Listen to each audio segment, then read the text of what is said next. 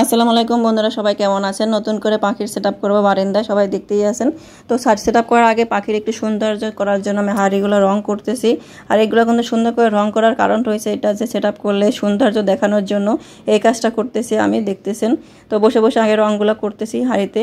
আর হাড়িতে রং করলে কিন্তু পাখি দেখতেও সুন্দর লাগবে বাইরে। তো আমি খাঁচার ভিতরে পাখি বন্দি রাখা ছিল আর কি, এখন ছেড়ে দেব।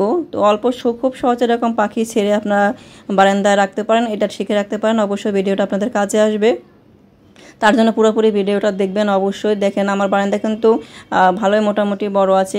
এইটা কিন্তু আমি ছেড়ে দেবো পাখিগুলো এখন, তাই সেটা সেটআপ করার জন্য তৈরি হইতেছি।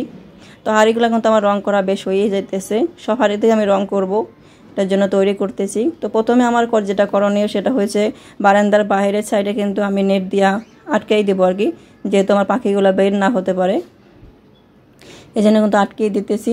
আর বাহির থেকে ধুলাবালু না আসতে পারে, পাখিগুলো না বের হতে পারে, আলো বাতাস পাওয়ার জন্য কিন্তু আমি নেটটা দিতেছি। তো নেটটা ভালো করে আটকে দিতেছি যেহেতু পাখিগুলো না বের হতে পারে, এর জন্য দেখেন।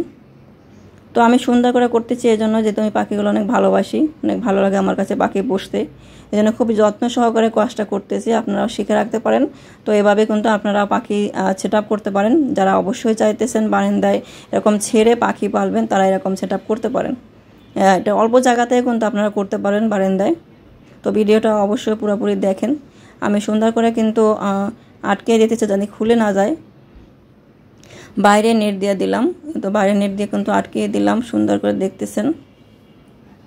তো সময় নিয়ে কাজ করবেন, যেহেতু আপনার শখের পাখি বের না হয়ে যায়, এর জন্য আর কি। তো পুরোপুরি কিন্তু আমি আটকে দেওয়ার চেষ্টা করতেছি, আর খুব যত্ন সহকারে করে কাজটা করতেছি অনেক সময় নিয়ে।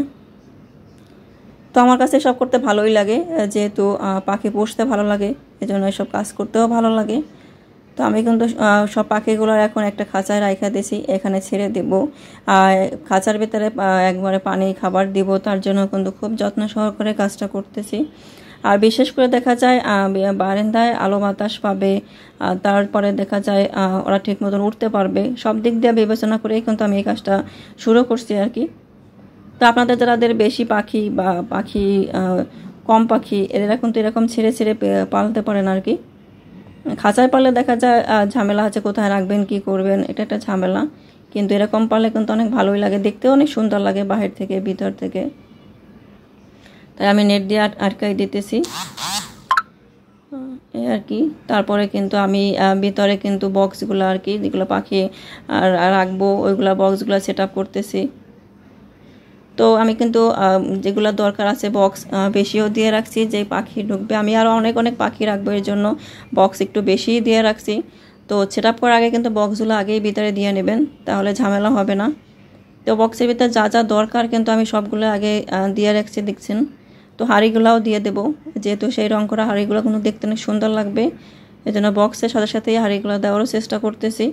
হাঁড়িগুলোও দিয়ে দেবো, আর দেখতে অনেক সুন্দর লাগবে আমার কাছে, এই জন্য সব করতেছি।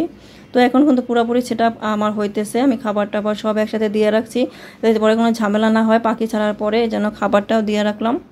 তো দেখেন আমার পাখির সেটআপটা কেমন হয়েছে অবশ্যই জানাবেন, এরকম আপনারাও করতে পারেন, খুবই ভালো লাগবে। তো আমি একটা দরজা রাখছি যাতে খাবার টাবার দিতে পারি, বের হতে পারি, এর জন্য কোনো দিয়ে রাখছি। দেখেন পুরোপুরি সেটআপটা ভালো লাগলে অবশ্যই সবাইকে দেখার সুযোগ করে দেবেন। এখন পর্যন্ত যারা আমার ইউটিউব চ্যানেলটা সাবস্ক্রাইব করেন নাই, অবশ্যই সাবস্ক্রাইব করবেন। আজকের মতন ভিডিওটা এ পর্যন্ত। আল্লাহ হাফেজ, ভালো থাকবেন সবাই।